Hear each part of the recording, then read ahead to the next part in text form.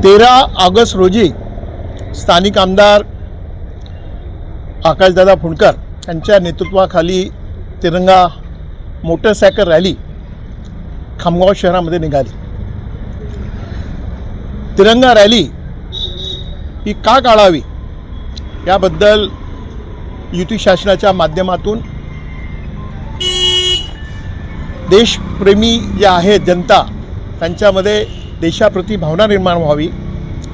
ज्या थोर देशभक्तांनी आपल्या देशासाठी बलिदान दिले, तिरंगा हातामध्ये घेऊन त्यांचं स्मरण व्हावं, त्यांचा आदर्श आपण सर्वांनी आत्मसात करावा, ही भावना तेवत ठेवण्यासाठी ही रॅली सबंध भारतामध्ये भाजपच्या माध्यमातून सुरू आहे। तरी देखील या ठिकाणी स्थानिक आमदार व कामगार मंत्री हे जे अकोल्याचे पालकमंत्री आहे त्या ठिकाणी हेल्मेट घाला अशा प्रकारची बंदी आणली जाते व या ठिकाणी ते स्वतः रॅलीमध्ये बिना हेल्मेट व त्यांचे सर्व कार्यकर्ते बिना हेल्मेट रॅलीमध्ये फिरतात। दुसरी बाब, पेट्रोल डिझेलचा कमी वापर करावा माननीय प्रधानमंत्री माननीय मुख्यमंत्री हे आवाहन करतात।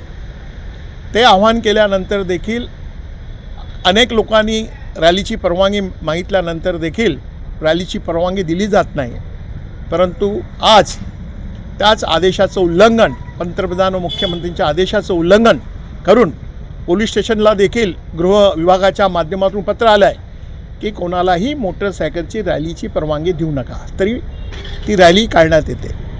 तिसरं महत्त्वाचं, डीजेला सुप्रीम कोर्टाची बंदी असल्यानंतर देखील कर्कश आवाजामध्ये डीजे वाजवले जातात। या माध्यमातून हा जो काही तिरंगा रॅलीच्या मागे जो तमाशा करण्याचा प्रकार येथील स्थानिक लोकप्रतिनिधींनी केलेला आहे, ही बाब निषेधार्ह आहे। कोणताही सामान्य नागरिक याला तुम्ही विचार, हे चुकीचं आहे की नाही आहे? अकोल्याला बंदी घालायची, इथं सर्व नियम तोडून मोटरसायकलच्या रॅलीमध्ये सहभागी व्हायचं, इथं मोठ्या प्रमाणात पेट्रोल डिझेलचा वापर करायचा, म्हणजे जे श्रेष्ठी आहेत त्यांच्या आदेशाचं अवहेलना करणं हे कितपत योग्य आहे? जे चुकीचं आहे ते चुकीचं असल्यामुळे आम्ही मित्रपक्ष असलो तरी ते शासनाच्या निर्देशास आणून देणं, नागरिकाच्या निर्देशास आणून देणं हे आमचं कर्तव्य असो।